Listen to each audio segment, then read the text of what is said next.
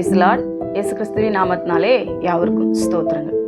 கணவன் மனைவி இன்றைக்கு இருக்கிற பஸ் வேர்ல்டில் நிறைய பேர் என்ன பண்ணுறோம், கணவன் மனைவியை பற்றி குறை சொல்வதும் மனைவி கணவனை பற்றி குறை சொல்வதுமாக இருக்கிறது. இன்றைக்கு கேள்விப்படுகிற காரியங்கள் எல்லாம் நிறைய டிவோர்ஸில் வந்து தான் நிற்குது. ஏன்னா அங்கே புரிதல் இல்லை, சரியான விதத்தில் அன்பு காட்டுகிறது இல்லை, கீழ்ப்படிதல் இல்லை, உட்கார்ந்து ஒருவர் மனம் விட்டு பேசுகிற தன்மை இந்த குடும்பத்தில் இல்லாததுனால தான் இவ்வளோ பெரிய பிரச்சனை. கணவன்மார் என்ன செய்கிறாங்க, காலையில் எழுந்து வேகமாக அவங்களுடைய பிஸ்னஸ் ஸ்டார்ட் பண்ணாங்கன்னா, வேலைக்கு போக ஆரம்பிச்சிட்டாங்கன்னா, அதோடு ஈவினிங் வந்து மனைவியோடு பிள்ளையோடு டைம் ஸ்பெண்ட் பண்ண வேண்டும். அதை விட்டு அவங்க என்ன செய்கிறாங்க, அங்கேருந்து வந்ததும் ஒரு கொஞ்ச நேரம் கூட இருக்க மாட்டாங்க, ஃப்ரெஷ் ஆகிட்டு மறுபடியும் ஃப்ரெண்ட்ஸுங்களோடவோ இல்லை வேறு யார் கூடவோ வெளியே போகிற மாதிரி போயிடுறாங்க.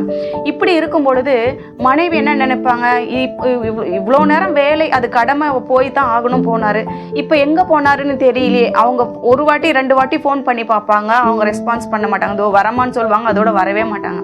அதே போல தான் சில மனைவிகள் என்ன பண்ணுவாங்க, கணவர் அடிக்கடி அம்மா வீட்டுக்கு போகிறது, அடிக்கடி சொந்த பந்தங்கள் வீட்டுக்கு போய் அங்கே இருந்துக்கிறது, கணவன் அவ்வளவா ரெஸ்பான்ஸ் பண்ணுறதில்ல.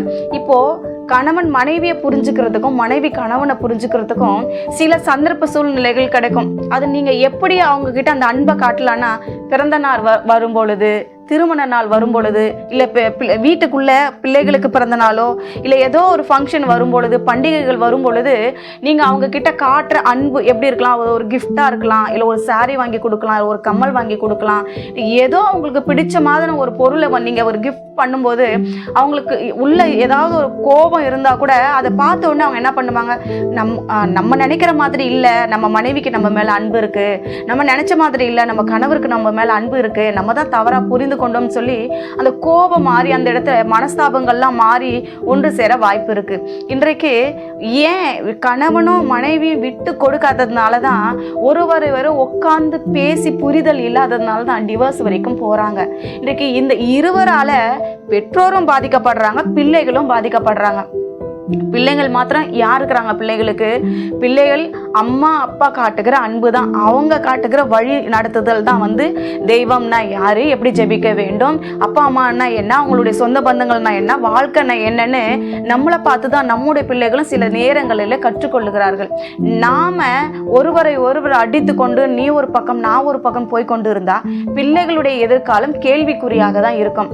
இங்க வேதத்துல நம்ம வாசிக்கிறோம், எபேசியருக்கு எழுதின புத்தகம் 5ஆம் அதிகாரத்துல தெய்வ பயத்தோட ஒருவருக்கொருவர் கீழ்ப்படியுங்கள் என்று 21வது வசனம் சொல்லி இருக்கிறது. தெய்வ பயம் நமக்குள்ள இருந்துச்சுன்னா கிறிஸ்து நமக்கு பார்க்கிறார். ஒரு கணவன் யார் தெரியுமா, எப்படி கிறிஸ்து ஒரு கணவனுக்கு தலையா இருக்கிறாரோ அதே போல ஒரு கணவன் மனைவிக்கு தலையா இருக்கிறான். இருவருக்கும் தலைய கிறிஸ்து தான். அப்போ நம்ம என்ன பண்ணணும், எப்படி நம்ம வந்து ஏசப்பாக்கு பயந்து அவருக்கு கீழ்ப்படிந்து வசனத்துக்கு கீழ்ப்படிந்து வேதத்தை வாசிக்கிறது ஜெபிக்கிறது எல்லாமே பண்றோமோ, அதே போல மனைவியானவளும் தன் கணவனுக்கு கீழ்ப்படிந்து எல்லா விதத்திலையுமே என்ன பண்ணணும், அவங்களுக்கு செய்ய வேண்டிய கடமையை பணிவிடைகளை செய்யணும். இந்த இடத்துல பாருங்க, அப்படிதான் வசனம் சொல்லுகிறது.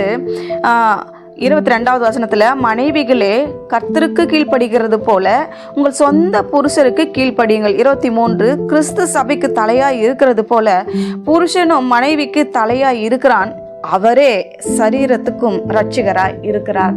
அப்போ கணவனுக்கும் சரி மனைவிக்கும் சரி இருவருக்கும் நடுவில் கிறிஸ்து இருக்கிறார். நீங்க என்ன பண்ணணும், வேதத்தை வைத்து கிறிஸ்து இப்படி சொல்லியிருக்கார், நான் அவர் நிமித்தம் கீழ்ப்படுகிறேன், ஏசு கிறிஸ்துவுக்கு இதுதான் பிடிக்கும், அவருக்காக கீழ்ப்படுகிறேன் என்று சொல்லி நீங்க விட்டு கொடுத்து போகும்போது கூட அங்க விவாகரத்து என்ற அந்த பேச்சுக்கு இடமில்லாமல் போகிறது. கணவனும் சரி மனைவியோடு நேரம் செலவிடுங்கள், பிள்ளைகளோடு நேரம் செலவிடுங்கள். இனி நீங்க வாழ போறது அவர்களுக்காக தான். மனைவியும் சரி அடிக்கடி அம்மா வீடு அக்கா வீடு அங்கே இங்க போறதை விட்டுட்டு புருஷரோடு இருங்கள். சொந்த பந்தங்கள் முக்கியம்தான், ஆனா இது உங்களுடைய சொந்த சரீரம். கிறிஸ்து என்ன சொல்லியிருக்கிறார்? தெய்வ பயத்தோடு கீழ்ப்படியுங்கள். கிறிஸ்துவுக்கு கீழ்ப்படுகிறது போல அவர்களை அன்பாயிருங்கள், அவர்களை கசந்து கொள்ளாதிருங்கள், அவங்க எல்லா விதத்திலும் அவங்களை நேசியுங்கள். இப்போ வேதம் சொல்லுகிறது, கண்ணுக்கு எதிரே இருக்கிற உன் மனைவியினிடத்துல உன்னால அன்பு கூற முடியலன்னா நீ காணாத தேவனிடத்துல எப்படி அன்பு கூற முடியும்? உன் பக்கத்திலேயே இருக்கிற உன் சொந்த சரீரத்துல நீ அன்பு கூற முடியலன்னா மனைவியானவள நீ தேவனிடத்துல எப்படி அன்பு கூற முடியும்?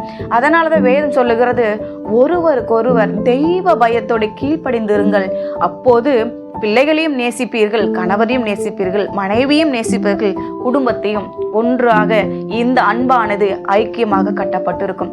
எனவே ஒருவருக்கொருவர் விட்டு கொடுத்து, உங்களுக்காக இல்லை என்றாலும் பிள்ளைகளுக்காக கர்த்தருக்காக விட்டு கொடுத்து வாழ்ந்து பாருங்கள். உங்கள் வாழ்க்கை பிற்காலத்திலே அது மிகவும் ஆசீர்வாதமாகவும் சாட்சியானதாகவும் இருக்கும். செபிக்கலாமா?